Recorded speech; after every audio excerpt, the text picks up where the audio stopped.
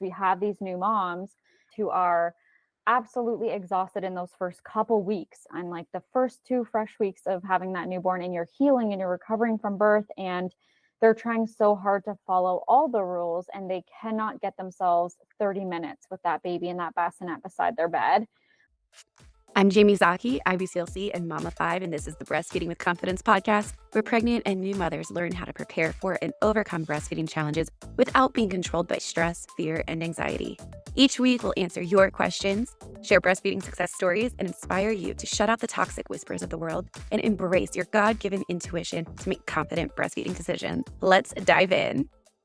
We've got Taylor back with us today. We have talked about sleep on here before, and today we are going to go deep into sleep co-sleeping. So, Taylor, I'm so glad you're back here with us. I know as a new mom for me, I was 100% against co-sleeping because I was a nurse. I was told how dangerous that was. Back to sleep, baby alone. Like, you might as well be killing your baby if you co-sleep. And about a week in, I realized my baby would not sleep if we were not touching. And I felt very stuck. I felt like once I started thinking, okay, well, I'm just going to have to sleep with him because we kept falling asleep together anyway, I felt like I was doing something bad and wrong. I felt so guilty. And I know so many moms are going through that. So I'm so glad you're here to talk about this. Can you kind of talk to us a little bit about co-sleeping, what it is, what it isn't, and kind of get into how to do it safely?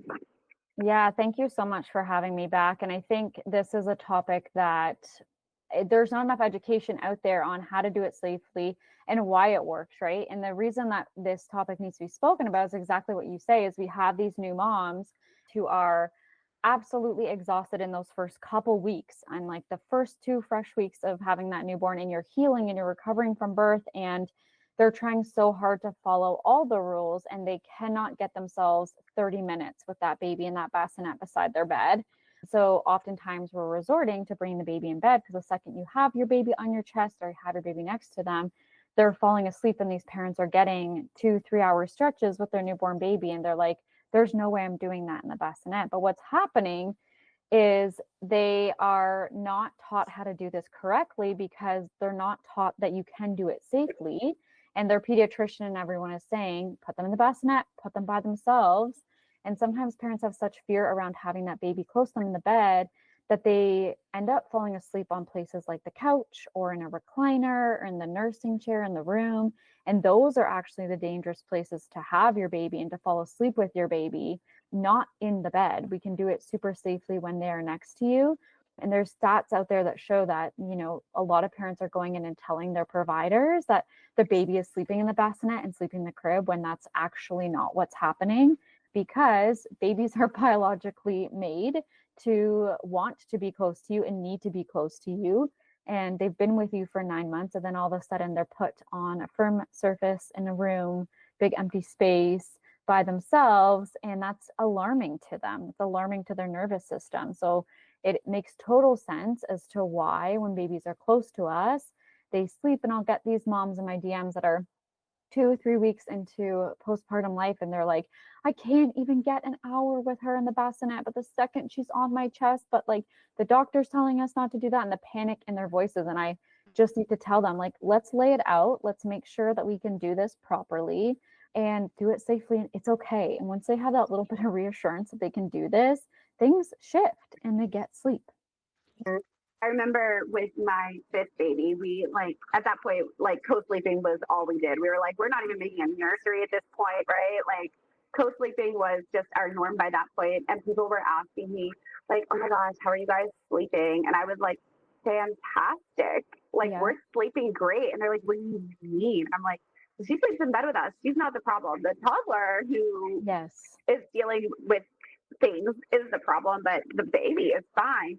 And I just worked with a client last week that I did a home visit, and you know, that's always a place where we have those conversations about safe sleep. Because like, okay, well, how's sleep going?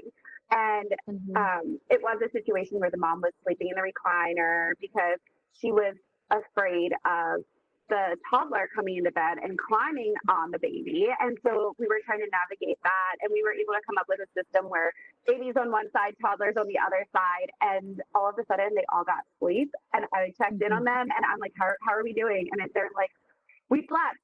We finally Mhm. like used this different strategy and we slept because I was so worried about, like you said, like those recliners can become so unsafe so quickly.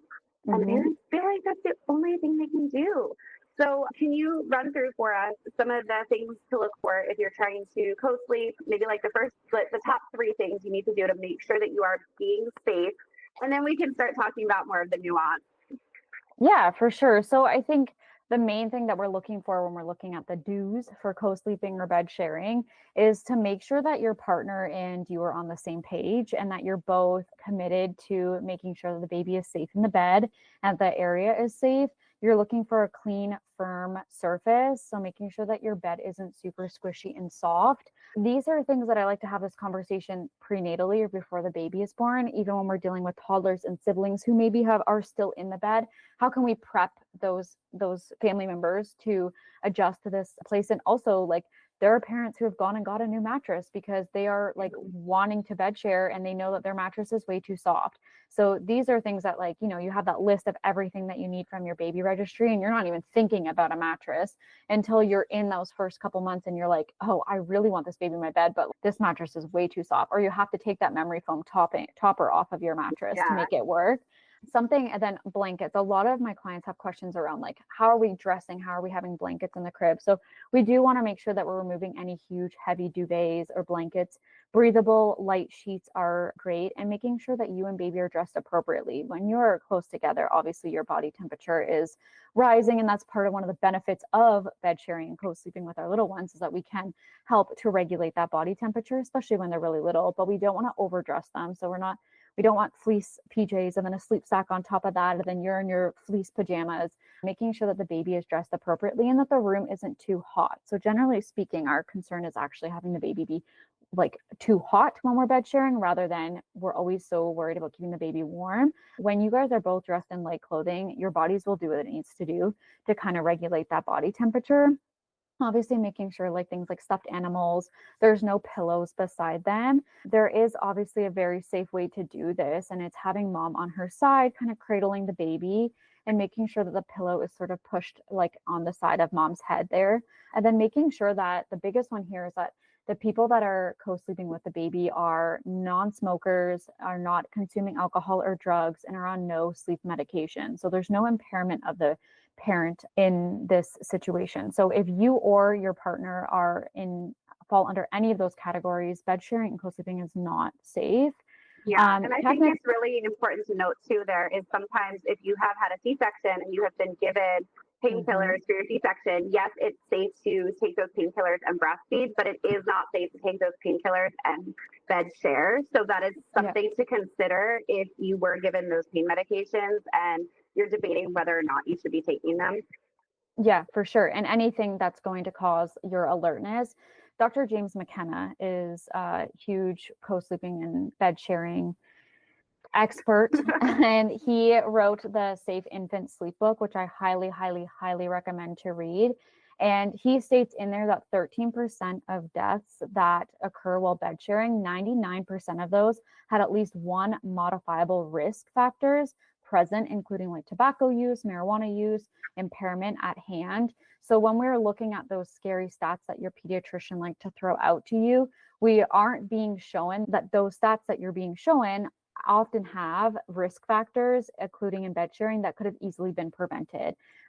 So that's important to keep in mind, that those things are really the keys to keeping your baby safe, and that your instincts, when you're not on something like medication or anything that's going to cause impairment, your instincts will alert you when your baby is waking up. And there's some really cool videos and things out there that you can like that actually show studies that show moms doing this, like this, how quickly our bodies will wake us up when our babies start to move. And especially when we're talking about breastfeeding moms, when we are in, like, this is when you work with clients and you're going to establish such good breastfeeding and such good connection and such good sleep when we can kind of mesh those all together, especially when you're breastfeeding. And that's what Dr. James McKenna goes a lot into in his book. He coined the term breast sleeping. And so how our bodies naturally and biologically react to our baby's instincts and wake ourselves up. And that's a protective mechanism to keep us all safe while we're in that environment. Yeah, I think something that has always been an interesting conversation to me is, a lot of times pediatricians will promote pacifier use to, quote, reduce SIDS when sleeping, but the pacifier is only going to stay in for so long, right? Mm-hmm. But the truth is that co-sleeping while breastfeeding reduces SIDS, one, even more than a pacifier. That recommendation is really born out of babies who were being formula fed, separated from their parents, who began dying from what they called cot death, very specifically. It was not called sudden infant death syndrome. They called it cot death because the babies were dying in their separate beds. And then they were like, how can we reduce this? And they started giving them something to suckle. So if you are co-sleeping and your baby is sucking at the breast whenever they feel the need to, one, you barely have to wake up to allow that. Two, you're reducing the risk of SIDS significantly. And I think, we talked about it a little bit before, but, a lot of the statistics that are shared are sudden infant death syndrome. Your baby's going to die from SIDS if you're co-sleeping, and babies don't die from SIDS when they're co-sleeping. They die from suffocation.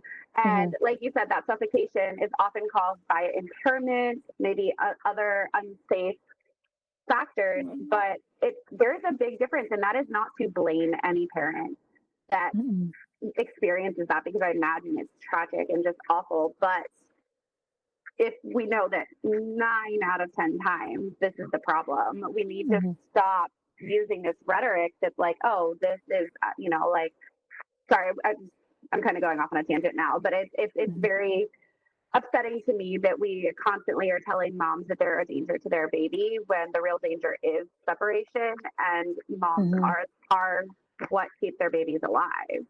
Yeah, and bed sharing isn't, like when we look at that, right, we're thinking like, oh, we're told bed sharing is the cause of the death. That's all we're hearing in the news, in the media, our doctors are giving us that information, but the stats show that it's not actually the bed sharing, it's the environment in which we're doing it. So something else that just popped into my mind too is like entrapment. So making sure that your bed is there isn't space between your bed and a wall, and places like that where baby can fall in between. And the safest and best way to do this is to have your mattress on the floor in basically the middle of the room. So you kind of have to let go of the aesthetic and wanting everything to look perfect. And logistically speaking, sometimes that brings you way more peace in the way that your bedroom looks, is when you can sleep safely with your baby.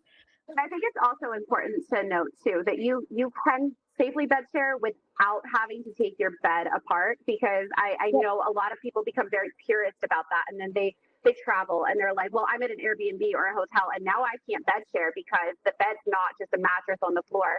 So I do think it's very important to understand that like everything's kind of a risk assessment, and we really do have to look at individual situation, like look at your individual bed I've frame. never taken my bed apart.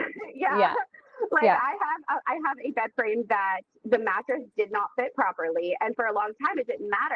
And then I did have a very scary situation where my baby did find a way to slide through that gap, and thankfully she was okay. But I heard her crying and I couldn't find her in the middle of the night, and she had gotten through that gap, and so we had to make adjustments to what mattress we had. So making sure that those things, there is a way to do it safely without having to go to an extreme, but you have to, like, you can't just say, oh, that'll be good enough. Like that, like it's good enough. Like it either has to be right or you have to make a change. Yeah. And you have to decide, how committed you are to doing this. And also, if we touch a little bit on the fact that I guess we're looking at bed sharing is baby in bed, co-sleeping is baby next to bed or in close proximity, because if you do fall under any of these risk factors, if you can't set up the environment, if your partner's not on board or someone is on sleep medication or any of those things, the next best thing is to have the baby as close to you as possible. And so sidecars are amazing. And I know that brings a lot of families kind of that middle ground of, hey, they're not right next to me in the same sleep space, but I have a sidecar, which is like the crib rail is off on the one side and the baby is pushed right next to the crib. And so they're as close to you as possible. That isn't also an amazing option if you do fall under any of these risk categories, but are still really wanting that baby nice and close. I do have clients that have great success with that. You're still close enough to respond.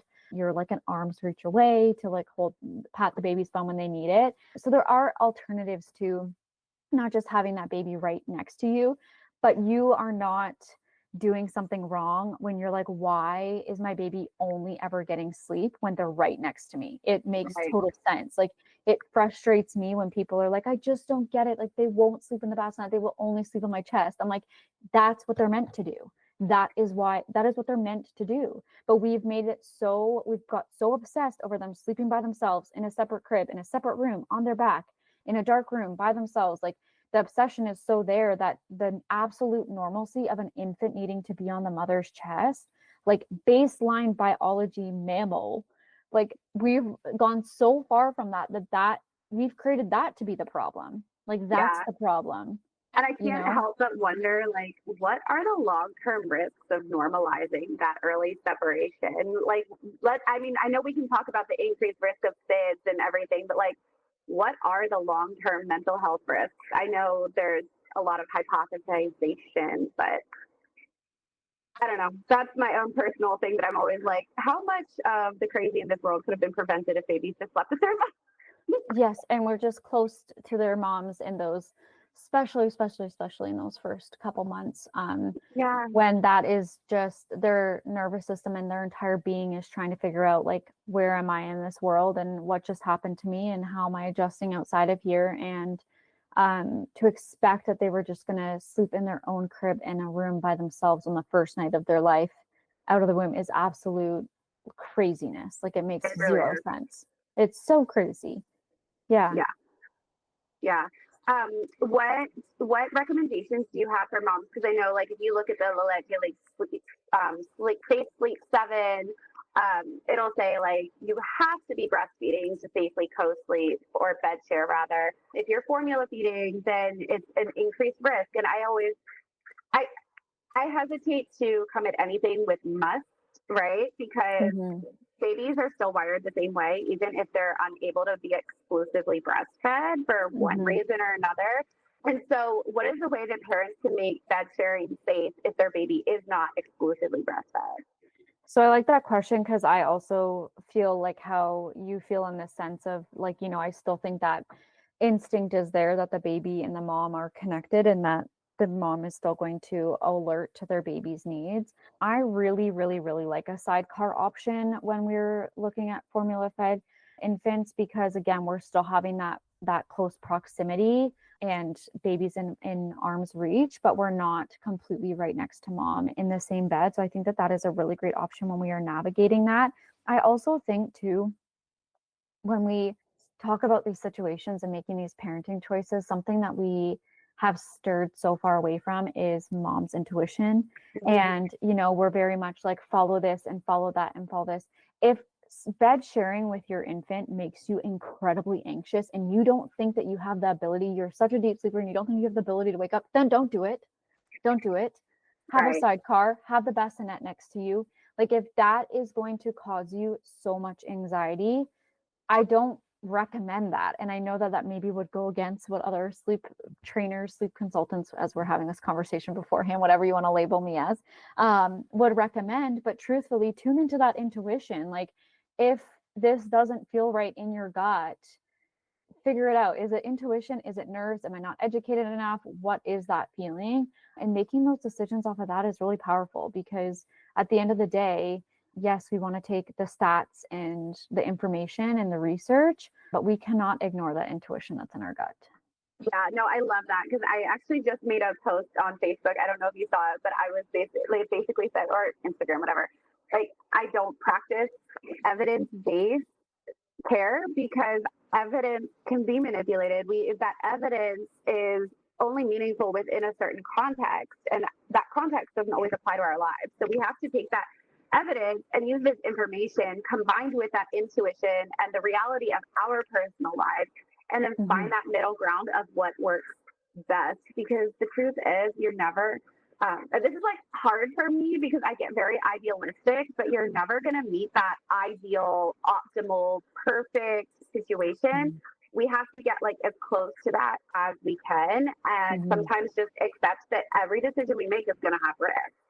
I mean, putting your baby to sleep in a crib, like, that has risk. Like, babies, I hate saying this phrase. Like, it is a horrible thing to say, but babies die. Babies die, and there's sometimes nothing we can do to prevent that. And that's the reality. And that's, I think that that's every parent's absolute fear, right? And so when we're faced with making these decisions, it feels incredibly heavy. And there's a lot of judgment. I mean, I feel like I want to believe that we're slowly moving into the way that we're looking at bed sharing in a positive light, and we're not casting judgment the second we hear that. Because even say you're in a circle of moms at a mom's group and you hear the one talking about bed sharing and the other one's a little bit judgy, and you're thinking, yeah, but I bed share too, because it's the only way that I can get sleep. It's the only way that our family functions. And you get that, but it is so hard to step into that power, because that is everybody's fear. And when you're faced with these facts and you're trying to make this decision, it's very overwhelming to figure out, as you said, that like middle ground of evidence and intuition when something as big as your baby's life feels like it's in a decision, right? Yeah. And this is like, maybe this is going to sound crazy, and I don't know why I'm feeling so called to say this, but maybe there's somebody out there that needs to hear this, is if your baby does die while bed sharing with you, and it's that 1% that was not preventable,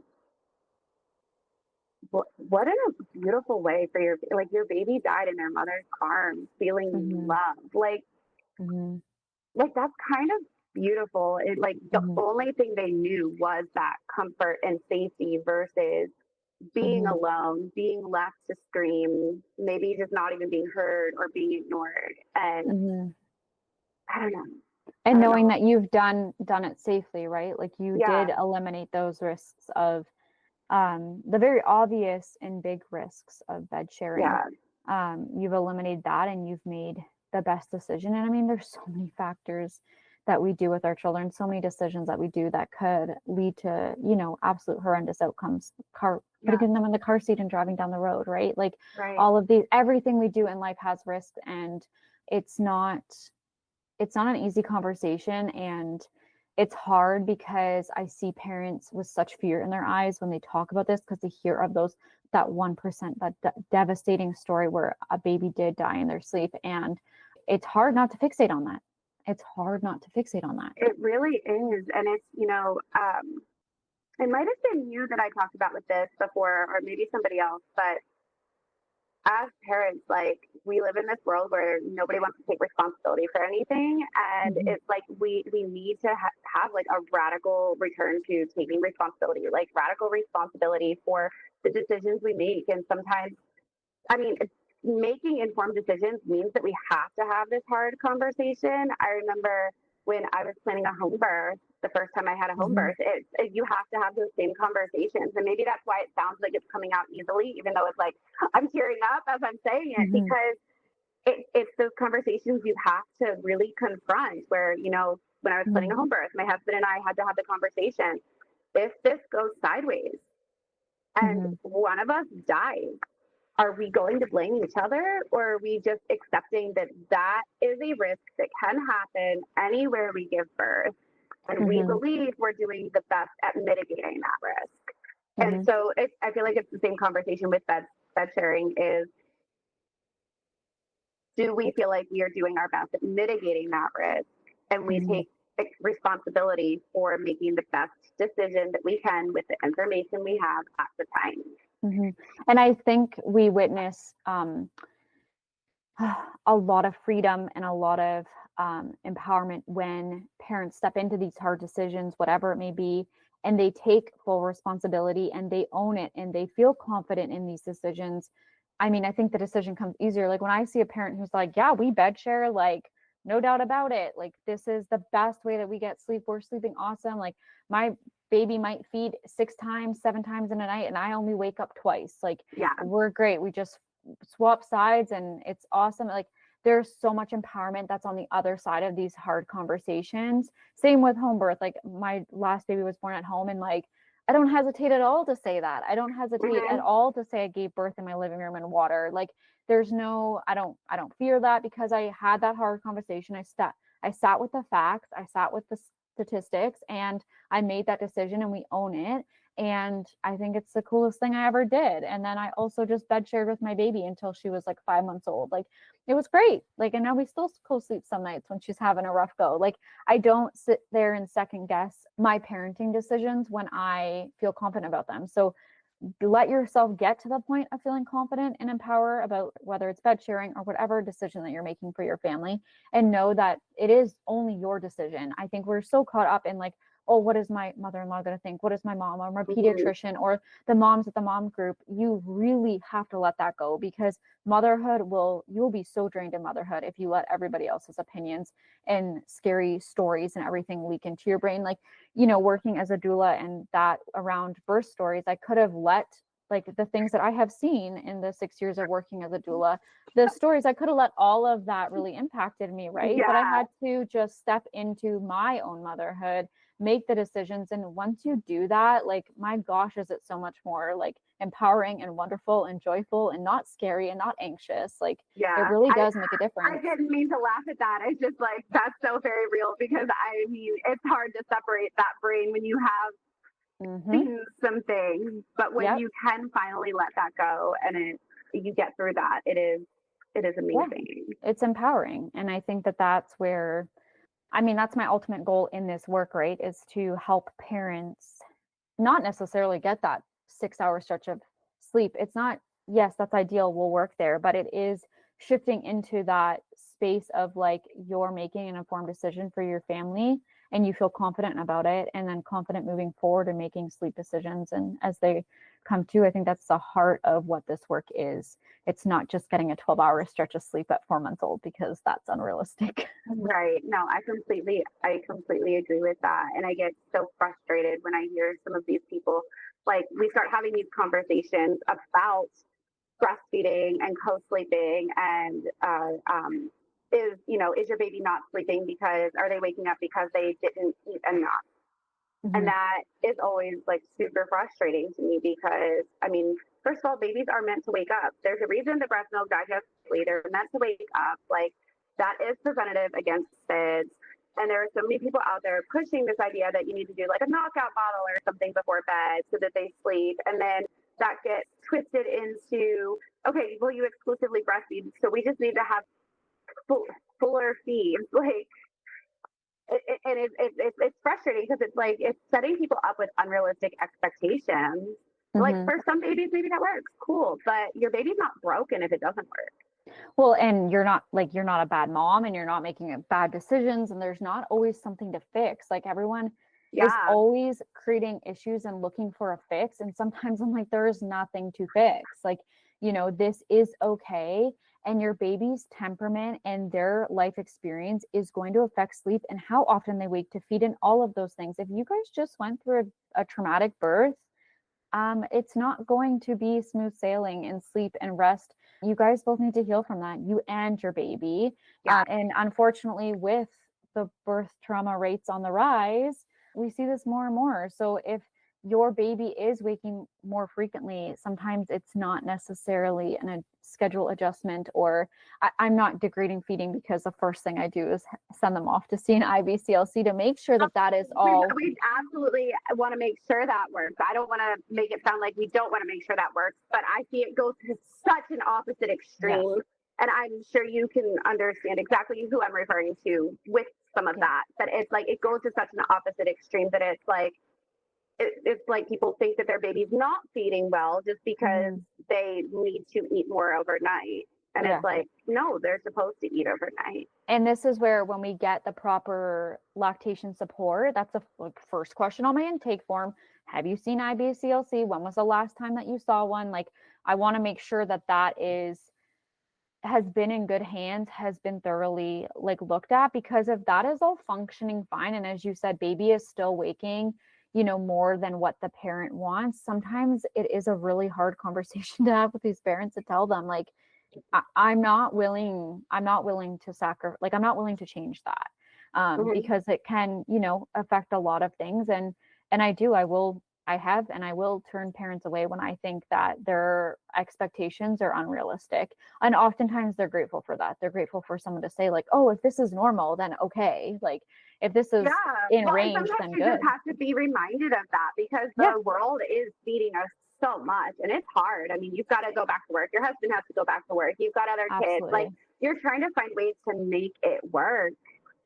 You start like hearing these things and it's like it doesn't mean you're a bad mom if you have skewed expectations. But Hmm. sometimes we just need to work through that and you need to work through it with somebody who understands like what you're going through and figure out what the real goal is. Is the real Yeah. goal to, like you said, is the real goal to get your baby to sleep 12 hours or is it to get a little more rest and Hmm. feel confident in how you're doing that? And the number one way I do that with families is more proximity. Get the baby closer to you. Less separation, less expectation of the crib.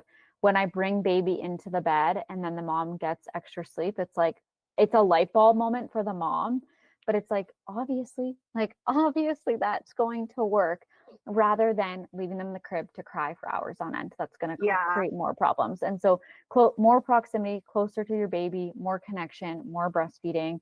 And typically seeing like those first few months of sleep are actually probably some of the easiest when we do that. Yeah, I mean, like I said at the beginning, I slept so well with my fifth Hmm. baby. Like I So did was I. Yep. sleep deprivation was not the problem in the first few weeks. It was Yep. a million other things. And Yeah. then, as she got older and started learning how to do cartwheels in her sleep and kicking me in the face, that Yep. changed. And so things Yep. needed to change. We adjust. And that's the thing is parents also Exactly. latch on once bed sharing. Oh, they're going to be in your bed until they're 12. It's like, no, if you hit a point where that no longer works, then we shift the pattern and we Mm, do that. Like I was not someone like when I reached 4 or 5 months postpartum, I felt very much like I was ready to have a little bit of space or at least have a few hours by myself in the bed. And then I would bring her into bed. And so we work with families to find that, what does feel right. Because at the end of the day, as I said before, if it doesn't feel right to you, don't do it. Like, yeah. don't make that decision. So when I started to feel like resentment and I wasn't getting really restful sleep with her getting a little bit bigger in the bed, we just shifted that pattern. She slept the first little bit of the night in her crib. I had a couple hours to myself, and then I would bring her back to bed. And Yeah. now eventually down the line, that kind of just like shifted and she sleeps in her crib by herself. She's a toddler now, but again, we make exceptions. When she wakes up, I don't really try that harder than all night to get her back to sleep in her crib. I just bring her to bed. Like I'm not a stickler on sitting there and trying to spend hours to get her back to bed because I know the second she's in her bed, whether she's 2 days old or almost 2 years, it's the easiest way to get her back to sleep. But that's to say it just because it's what's happening now does not mean it's going to be like that forever. And when you're ready to make that change, we can do that very gently and it's okay.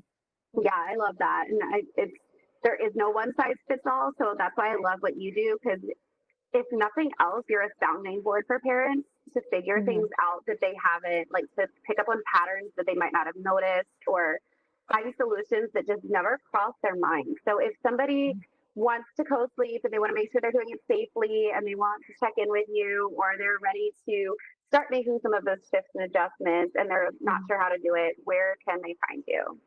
You can find me over on Instagram at Cozy Little Sleepers. You can pop into my DMs and I'm happy to chat. I have a bunch of different options and price points for consulting and support, sleep support.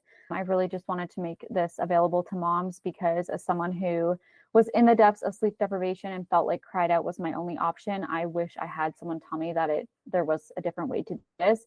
And so truly that is why I'm here. And I hope that if you're listening to this and you're stuck in that like decision making point, that this gave you some clarity. And I would love to chat more. I love it. Thanks so much for coming on. I think this was such a great conversation. I really hope that anybody listening who's getting ready to have their baby or whose baby is here is like open to the idea of responding to your baby's needs and being flexible with what sleep looks like throughout the first year. Me too. Thank you so much for having me. Thank you. All right. All right, Mama Bear, that is a wrap for today. If this episode helped you feel a little more confident or a little more prepared for breastfeeding, can I ask you a quick favor? Go ahead and leave me a review. It helps other moms find this podcast and join us in this amazing community of fierce and confident Mama Bears. And hey, if you know a friend who could use some encouragement or real talk about pregnancy, breastfeeding, and all things motherhood, share this episode with her. You've got this, Mama Bear.